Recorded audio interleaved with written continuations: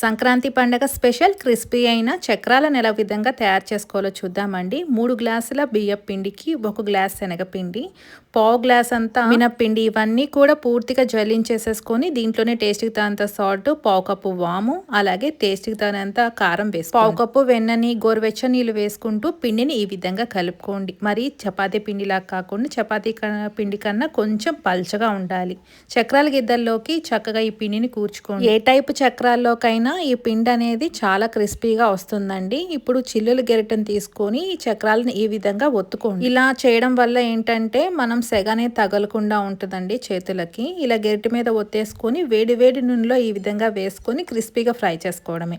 ఇలా మంచి రంగు వచ్చేసాక మనం పక్కకు తీసేసుకోవచ్చండి. ఆయిల్ కూడా ఎక్కువ పీల్చుకోవు మనం మినపిండి యూజ్ చేయడం వల్ల. టేస్ట్ కూడా చాలా బాగుంటాయి. ఇంకెందుకు ఆలస్యం, మీరు కూడా ట్రై చేసి ఎలా వచ్చిందో కామెంట్ రూపాన్ని తెలియచేయండి. నచ్చితే లైక్ చేయండి.